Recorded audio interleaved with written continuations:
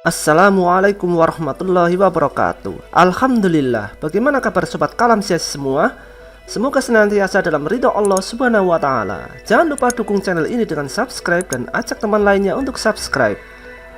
Kasus dugaan pelanggaran PSBB Habib Rizik berujung pidana dan penahanan. Polisi menjerat Habib Rizik salah satunya dengan pasal 160 KUHP tentang provokasi dengan ancaman hukuman 6 tahun. Karena itu, polisi berwenang untuk melakukan penahanan. Ya, karena saya berlatar pendidikan ilmu hukum, maka kali ini saya akan merangkum secara lebih sederhana tentang fakta pasal 160 KUHP agar lebih mudah dimengerti. Silahkan tonton sampai habis karena durasi video juga tidak lama. Dan jangan lupa subscribe bagi yang belum. Jadi inilah bunyi pasal 160 KUHP. Barang siapa di muka umum dengan lisan atau tulisan menghasut supaya melakukan perbuatan pidana, melakukan kekerasan terhadap penguasa umum dan tidak menuruti baik ketentuan undang-undang maupun perintah jabatan yang diberikan berdasarkan ketentuan undang-undang, diancam pidana dengan penjara 6 tahun. Menurut pakar hukum R. Susilo menerangkan bahwa maksud hasutan itu harus ditujukan supaya dilakukan suatu peristiwa pidana, pelanggaran atau kejahatan, melawan pada kekuasaan umum dengan kekerasan. Jangan mau menurut pada peraturan perundang-undangan. Jangan mau menurut perintah yang sah yang diberikan menurut undang-undang. Jadi logika polisi adalah Habib Rizik melakukan kerumunan atau membuat kerumunan, yaitu Maulid Nabi dan pernikahan putrinya di Petamburan, sehingga memicu perbuatan pidana berupa pelanggaran PSBB, yaitu membuat kerumunan. Disinilah letak keanehannya.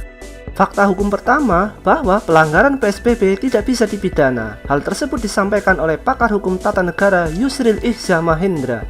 Beliau mengatakan peraturan pemerintah atau PP, peraturan menteri, permen, maupun peraturan gubernur atau pergub tidak bisa menjatuhkan sanksi pidana. Kalau kita mengacu pada undang-undang tentang wabah penyakit, ada sanksi pidananya, tapi yang diterapkan oleh pemerintah bukan itu yang sekarang. Yang diterapkan itu undang-undang tentang kekarantinaan kesehatan, itu yang dijadikan sebagai acuan diterbitkannya PP mengenai PSBB. Jadi tidak mengacu pada undang-undang kesehatan maupun undang-undang wabah penyakit, kata Bapak Yusril. Yusril kembali menegaskan bahwa polisi baru bisa memberikan sanksi pidana jika pemerintah memberlakukan karantina wilayah. Sanksi pelanggaran PSBB adalah denda dan itu sudah dikenakan pada Habib Rizik. Nah, saat kerumunan Maulid Nabi yang diadakan Habib Rizik, kondisi Indonesia itu bukan dalam status karantina wilayah atau lockdown.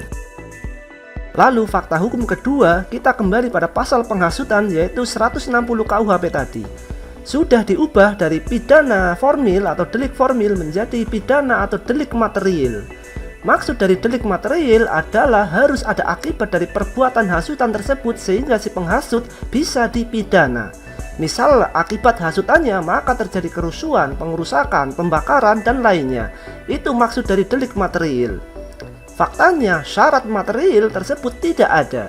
Jika klaster penularan COVID sebagai syarat material, maka faktanya tidak ada klaster penularan COVID di Petamburan. Lalu kenapa Habib Rizik jadi tersangka?